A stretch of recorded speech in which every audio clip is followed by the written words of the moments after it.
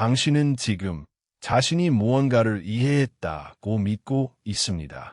어제 읽은 뉴스 기사, 학교에서 배운 물리 법칙, 회사에서 들은 신제품의 원리. 당신은 그것들을 고개를 끄덕이며 들었고, 아, 그렇구나 하고 넘어갔습니다. 하지만 지금 이 순간, 누군가 당신에게 종이 한 장을 건네며 이렇게 묻는다면 어떨까요? 방금 이해했다고 한 그것, 초등학생도 알아들을 수 있게 설명해 주시겠어요? 말이 막힙니다. 분명히 알고 있다고 생각했는데, 문장은 자꾸 끊기고, 그러니까, 그게, 하는 소리만 반복됩니다. 이상하지 않습니까? 방금 전까지만 해도 완벽하게 이해했다고 느꼈는데, 설명하려는 순간 그 확신은 안개처럼 사라져 버릴까요? 여기 놀라운 사실이 하나 있습니다. 우리가 무언가를 안다고 느끼는 감각과 우리가 실제로 그것을 이해하고 있다는 사실은 완전히 다른 두 가지 현상입니다. 그리고 우리의 뇌는 이 두 가지를 끊임없이 착각하도록 설계되어 있습니다. 역사상 가장 창의적인 물리학자 중 한 명으로 꼽히는 리처드 파인만은 사람들이 흔히 상상하는 천재의 이미지와는 정반대의 방식으로 생각했습니다. 그는 번뜩이는 영감이나 타고난 직관에 의존하지 않았습니다. 대신 그는 자신이 무엇을 모르는지를 끊임없이 확인하는 지루하리만치 정직한 방법을 사용했습니다. 오늘 우리는 묻습니다. 천재는 정말 남들과 다른 뇌를 가지고 태어난 것일까요? 아니면 남들과 다른 방식으로 모른다는 사실을 다루는 법을 배운 것일까요? 이 질문에 대한 답은 아마 당신이 평생 생각한다는 행위 자체를 이해해온 방식을 완전히 뒤흔들어 놓을 것입니다. 우리는 보통 이렇게 생각합니다. 똑똑한 사람은 많은 것을 알고 있는 사람이다. 지식이 많을수록 이해도 깊어진다. 그리고 이해가 깊을수록 더 좋은 결정을 내릴 수 있다. 이 믿음은 너무나 자연스러워서 의심할 이유조차 없어 보입니다. 우리는 학창시절 내내 더 많은 사실을 외우고 더 많은 공식을 기억하고 더 많은 용어를 습득하는 것이 곧 똑똑해지는 길이라고 배웠습니다. 그런데 여기 하나의 럭설이 있습니다. 지식을 쌓는 것과 이해하는 것은 우리가 생각하는 것만큼 강하게 연결되어 있지 않습니다. 오히려 어떤 경우에는 지식이 많아질수록 우리는 스스로를 더 쉽게 속이게 됩니다. 왜냐하면 우리의 뇌는 정보를 저장하는 기계가 아니라 패턴을 인식하고 익숙함을 느끼는 기계이기 때문입니다. 어떤 개념을 여러 번 접하고 그 용어에 익숙해지고 관련된 문장을 매끄럽게 읽어낼 수 있게 되면 뇌는 그 유창함을 이해로 착각합니다. 심리학에서는 이 현상을 설명 깊이의 착각, 영어로는 Illusion of Explanatory Depth라고 부릅니다. 사람들은 자전거가 어떻게 작동하는지, 지퍼가 어떻게 잠기는지, 변기물이 어떻게 내려가는지 잘 안다고 자신 있게 대답하지만 막상 그 과정을 단계별로 설명해보라고 하면 대부분 심각하게 막혀버립니다. 흥미로운 점은 설명을 시도한 뒤에는 스스로 매긴 내가 이걸 얼마나 잘 아는가에 대한 자신감 점수가 눈에 띄게 낮아진다는 것입니다. 설명이라는 행위 자체가 착각의 거품을 터뜨리는 바늘 역할을 하는 셈입니다. 다시 말해, 우리가 안다고 느끼는 그 편안한 감각은 실제 이해의 증거가 아니라 내가 만들어내는 하나의 환상에 가까울 수 있습니다. 그렇다면 질문이 남습니다. 만약 우리가 평생 이해했다고 믿어온 수많은 것들이 사실은 단지 익숙함의 감각일 뿐이라면, 그리고 파인만 같은 사람들은 어떻게 이 함정을 피해갔던 것일까요? 이 착각을 처음으로 체계적으로 실험한 사람들은 예일대학교의 인지과학자 프랭크 칼과 레오니드 로젠블릿입니다.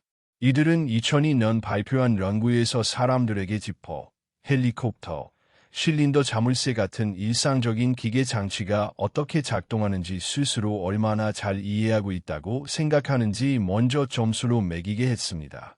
그 다음 참가자들에게 실제로 그 장치의 작동 원리를 최대한 자세히 글로 설명하도록 요청했습니다. 그리고 설명을 마친 뒤 다시 한번 자신의 이해도를 스스로 평가하게 했습니다. 결과는 일관되게 같은 패턴을 보였습니다. 설명을 시도하고 난 뒤 참가자들의 자기평가 점수는 뚜렷하게 떨어졌습니다. 사람들은 자신이 얼마나 모르는지를 설명을 시도하기 전까지는 전혀 알아채지 못했던 것입니다. 흥미롭게도 이 착각은 기계 장치에만 국한되지 않았습니다. 후속 연구들은 정치적 정책, 경제 현상, 심지어 과학 이론에 대해서도 같은 패턴이 나타난다는 것을 보여주었습니다. 사람들은 특정 정책이 어떤 결과를 가져올지 잘 안다고 자신했지만 그 정책이 실제로 작동하는 과정을 단계별로 서술해 보라는 요청 앞에서는 자신감이 크게 흔들렸습니다. 여기서 중요한 것은 이 현상이 특별히 무지하거나 게으른 사람들에게만 나타나는 것이 아니라는 점입니다. 이는 인간 인지 시스템에 내장된 일반적인 특성입니다. 우리의 뇌는 애초에 모든 세부사항을 저장하도록 설계되지 않았습니다. 대신 뇌는 요점과 개요, 그리고 그 개념이 어떤 범주에 속하는지를 기억하는 데 최적화되어 있습니다. 이것이 바로 유창성과 이해를 구분하는 것이 왜 중요한지를 보여주는 지점입니다. 우리는 어떤 문장을 술술 읽거나 어떤 용어를 자연스럽게 말할 수 있을 때 그 대상을 깊이 이해하고 있다고 느낍니다. 그러나 유창함은 단지 그 정보를 얼마나 많이 접했는가를 반영할 뿐, 그 정보의 인과 구조를 얼마나 정확히 재구성할 수 있는가와는 별개의 문제입니다. 그렇다면 질문을 던져봐야 합니다. 우리의 뇌는 원래 무엇을 위해 설계되었을까요? 인간의 뇌는 지난 수백만 년 동안 오늘날 우리가 다루는 것 같은 추상적인 개념이나 복잡한 시스템을 정밀하게 이해하기 위해 진화하지 않았습니다. 그보다는 제한된 시간과 에너지 안에서 생존에 필요한 결정을 빠르게 내리기 위해 진화했습니다. 수렵 채집을 하던 조상들에게 세상은 지금과는 전혀 다른 방식으로 다가왔습니다. 저 덤불 속에 있는 것이 포식자인지 아닌지, 이 열매가 독이 있는지 없는지, 저 낯선 사람이 우호적인지 적대적인지, 이런 판단들은 완벽한 인과관계 분석이 아니라 빠른 패턴 인식과 충분히 그럴듯한 추론을 통해 이루어져야 했습니다. 판단이 조금 부정확하더라도 반응이 느린 것보다는 빠른 것이 생존에 유리했습니다. 이런 환경에서 내가 모든 대상에 대해 완전하고 정밀한 인과 모델을 구축하려 한다면 오히려 불리했을 것입니다. 에너지는 한정되어 있고 뇌는 신체가 소모하는 에너지 중 불균형하게 큰 비중을 차지하는 기관입니다. 따라서 진화는 완벽한 이해보다 충분히 쓸모있는 어림짐작을 선호하는 방향으로 뇌를 비전했습니다. 이 어림짐작 시스템에는 익숙함이라는 신호가 중요한 역할을 합니다. 어떤 대상을 반복해서 마주치고도 위협을 당하지 않았다면 뇌는 그것을 안전하고 이해된 것으로 분류합니다. 이것은 맹수나 낯선 지형 앞에서는 매우 효율적인 전략이었습니다. 그러나 오늘날 우리가 다루는 것은 맹수가 아니라 복잡한 경제 시스템, 정교한 과학 이론, 다층적인 사회 문제들입니다. 여기서 현대 환경과 고대 환경 사이의 근본적인 불일치가 드러납니다. 고대의 뇌는 반복해서 접한 것, 안전하고 파악된 것이라는 단순한 공식으로 충분했습니다. 그러나 현대의 정보 환경에서는 우리는 어떤 개념을 실제로 이해하지 못한 채로도 수백 번 접할 수 있습니다. 뉴스에서, SNS에서, 대화 속에서 같은 용어를 반복해서 듣다 보면 뇌는 익숙함의 신호를 이해의 신호로 착각합니다. 즉, 우리가 오늘날 겪는 안다는 착각은 뇌가 고장 났기 때문이 아닙니다. 오히려 이는 원래 목적에 맞게 아주 잘 작동하고 있는 오래된 시스템이 완전히 다른 정보 환경에 놓였을 때 발생하는 자연스러운 부작용입니다. 그렇다면 이 착각은 실제로 뇌 안에서 어떤 과정을 거쳐 만들어질까요? 우리가 어떤 정보를 처리할 때 뇌는 크게 두 가지 상반된 처리 방식을 오갑니다. 하나는 빠르고 자동적인 처리이고 다른 하나는 느리고 노력이 필요한 처리입니다. 심리학자 데니얼 카너먼은 이를 각각 시스템 1과 시스템 2라는 이름으로 널리 알렸습니다. 시스템 1은 직관적이고 즉각적입니다.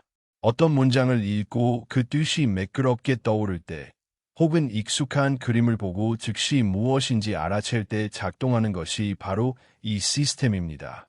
반면 시스템 2는 의식적으로 단계를 밟아가며 추론하고 논리를 하나씩 점검하는 과정입니다. 이 과정은 훨씬 더 많은 인지적 노력과 에너지를 요구합니다. 문제는 시스템 1이 만들어내는 익숙하다는 감각이 시스템 2의 검증 없이도 우리에게 강한 확신을 준다는 점입니다. 어떤 개념을 여러 번 접해서 그 단어와 문장 구조에 익숙해지면 뇌는 그 처리 과정이 매끄럽다는 사실 자체를 이 내용을 잘 알고 있다는 신호로 오해합니다. 인지심리학에서는 이를 처리 유창성, 프로세싱 플루언시라고 부릅니다. 이 유창성의 감각은 실제로 측정 가능한 현상입니다. 글자가 읽기 쉬운 폰트로 쓰여 있을 때 사람들은 같은 내용이라도 더 이해하기 쉽고 더 신뢰할 만하다고 평가하는 경향을 보입니다. 내용 자체는 전혀 바뀌지 않았는데도 말입니다. 이는 우리의 뇌가 정보의 실제 논리적 구조와 그 정보를 처리하는 과정에서 느껴지는 매끄러움을 명확히 구분하지 못한다는 것을 보여줍니다. 반면 설명을 시도하는 행위는 이 두 시스템 사이의 간극을 강제로 드러냅니다. 어떤 개념을 말로 혹은 글로 처음부터 끝까지 인과적으로 재구성하려고 하면 시스템 1이 제공하던 매끄러운 느낌은 더 이상 도움이 되지 않습니다. 대신 시스템 2가 개입해야 하고 바로 이 지점에서 우리는 자신의 이해에 있는 빈틈, 즉 논리가 끊기는 지점을 명확하게 마주하게 됩니다.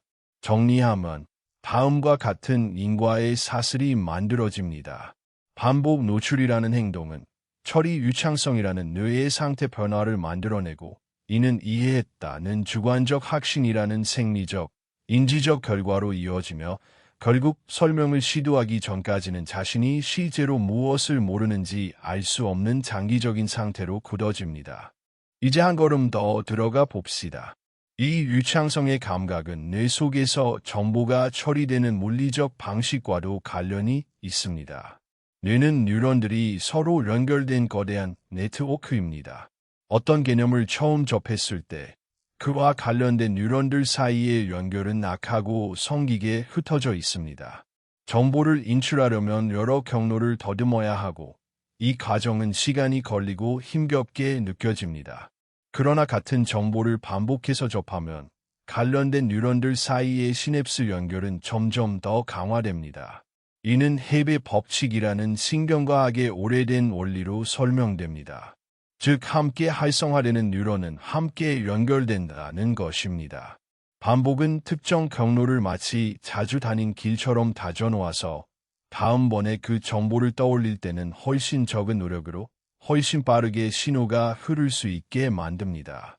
바로 이 신경신호 전달의 속도와 효율성이 우리가 느끼는 매끄러움의 물리적 기반입니다. 정보가 뇌 속에서 저항 없이 빠르게 흐를 때 우리는 그것을 유창함으로 경험하고 뇌는 이 낮은 처리 비용을 하나의 신호로 해석합니다. 이 정보를 처리하는 데 힘이 들지 않는다면 이것은 이미 잘 알고 있는 것이다. 그런데 여기에 함정이 있습니다. 시냅스 경로가 강화되었다는 것은 그 특정한 단어나 문장 혹은 표면적인 패턴을 빠르게 재인식할 수 있다는 뜻이지. 그 개념의 인과적 구조 전체가 촘촘하게 연결된 네트워크로 구축되었다는 뜻은 아닙니다. 다시 말해, 우리는 어떤 개념의 표면으로 이어지는 매우 빠른 경로 하나를 뚫어놓고도 그 개념의 내부 구조로 들어가는 길은 전혀 만들지 못했을 수 있습니다. 이것은 마치 어떤 건물의 정문까지 이어지는 고속도로는 완벽하게 뚫려 있지만 그 건물 내부의 방과 방을 연결하는 복도는 하나도 없는 상태와 같습니다. 우리는 그 건물의 정문 앞에 순식간에 도착할 수 있기 때문에 마치 그 건물 전체를 잘 알고 있다고 착각하게 되는 것입니다. 설명이라는 행위가 강력한 이유가 바로 여기에 있습니다. 설명은 단순히 정문까지 가는 길을 다시 걷는 것이 아니라 건물 내부의 방과 방 사이, 즉 개념과 개념 사이의 인과적 연결을 하나하나 실제로 밟아가며 확인하는 과정을 요구합니다. 그리고 바로 그 과정에서 아직 뚫리지 않은 복도, 즉 우리가 실제로는 연결짓지 못했던 논리의 빈틈이 드러나게 됩니다. 그렇다면 이 원리를 의도적으로 활용해서 내가 진짜 이해의 네트워크를 만들도록 훈련시킬 수 있을까요? 바로 이 지점에서 리처드 파인만의 사고방식이 등장합니다. 파인만은 노벨 물리학상을 수상한 이론 물리학자였지만 그가 유명해진 이유 중 하나는 복잡한 개념을 놀라울 정도로 쉽고 명료하게 설명하는 능력이었습니다. 그는 이러한 명료함이 타고난 재능이 아니라 스스로 정직하게 자신의 무지와 마주하는 습관에서 나온다고 여러 차례 밝힌 바 있습니다. 파이만이 남긴 유명한 원칙 중 하나는 당신이 어떤 것을 간단하게 설명할 수 없다면 당신은 그것을 진짜로 이해하지 못한 것이다 라는 취지의 태도였습니다. 이는 단순한 격언이 아니라 그가 실제로 새로운 개념을 공부할 때 사용했던 구체적인 절차와 맞닿아 있습니다. 오늘날 이 절차는 종종 파이만 기법이라는 이름으로 정리되어 소개됩니다. 이 방법의 핵심은 다음과 같은 반복적인 순환 구조입니다. 먼저 이해하고 싶은 개념을 하나 고릅니다. 그 다음, 마치 아무것도 모르는 어린아이나 낯선 사람에게 설명하듯이 최대한 쉬운 언어로 그 개념을 처음부터 끝까지 글로 써내려갑니다. 이 과정에서 반드시 막히는 지점, 즉 다음 문장으로 넘어가지 못하고 그러니까 이건 하며 얼버무리게 되는 지점이 나타납니다. 바로 그 지점이 진짜 배움이 필요한 곳입니다. 그 빈틈을 원래 자료로 돌아가 다시 채우고 전문 용어를 쓰지 않고도 설명할 수 있을 때까지 이 과정을 반복합니다. 신경과학적으로 보면 이 과정은 앞서 설명한 전문까지 가는 고속도로만이 아니라 개념 내부의 복도, 즉 세부 요소들 사이의 인과적 연결을 하나씩 강제로 뚫어나가는 작업입니다. 설명을 글로 써내려가는 행위는 정보를 수동적으로 받아들이는 읽기와는 질적으로 다른 인지 부하를 요구합니다. 인출 연습, 즉 이미 저장된 정보를 능동적으로 꺼내어 재구성하는 행위는 단순히 같은 자료를 다시 읽는 것보다 기억의 장기적인 유지와 구조화에 훨씬 더 효과적이라는 것이 인지심리학의 여러 연구를 통해 반복적으로 확인된 원리입니다. 이는 시험 효과, 테스팅 이펙트라는 이름으로도 잘 알려져 있습니다. 여기서 뇌의 가소성, 즉 신경가소성의 원리가 중요해집니다. 뇌는 고정된 하드웨어가 아니라 사용하는 방식에 따라 계속해서 구조를 재조정하는 살아있는 시스템입니다. 어떤 경로를 반복해서 그리고 능동적으로 사용할수록 그 경로는 더욱 견고해집니다. 반대로 사용되지 않는 연결은 점차 가지치기, 즉 프루닝이 이루어지며 정리됩니다. 파이만식 설명 훈련이 강력한 이유는 그것이 단순히 더 많이 반복하기가 아니라 논리의 빈틈을 정확히 찾아내고 그 빈틈에 집중적으로 새로운 연결을 만들어내기 때문입니다. 이것은 무작위로 근육 전체를 사용하는 운동이 아니라 약한 부위를 정확히 짚어내어 그곳만 집중적으로 단련하는 것과 비슷합니다. 여기서 우리는 하나의 중요한 통찰에 도달합니다. 몸이 단순히 약해지고 있는 것이 아니듯 뇌 역시 단순히 무언가를 모르는 상태에 머물러 있는 것이 아닙니다. 뇌는 끊임없이 지금 이 정도면 충분히 안다는 새로운 기준선을 학습하고 있습니다. 그 착각의 물리적 기반은 뇌 속 신경 경로에 있었습니다. 반복은 특정한 표면적 패턴, 즉 개념의 정문까지 이어지는 경로를 강력하게 다져놓습니다. 하지만 그 개념 내부의 복잡한 인과관계, 즉 복도들은 이 얕은 반복만으로는 결코 만들어지지 않습니다. 그리고 바로 여기서 파이만의 방법이 지닌 진짜 힘이 드러납니다. 그는 뇌가 스스로를 속이는 이 자연스러운 습성을 정확히 이해하고 있었기에 그것을 우회하는 대신 정면으로 마주하는 습관을 만들었습니다. 그는 자신이 안다고 느끼는 것과 실제로 설명할 수 있는 것 사이의 간극을 절대 그냥 지나치지 않았습니다. 이제 전체의 그림이 하나로 이어집니다.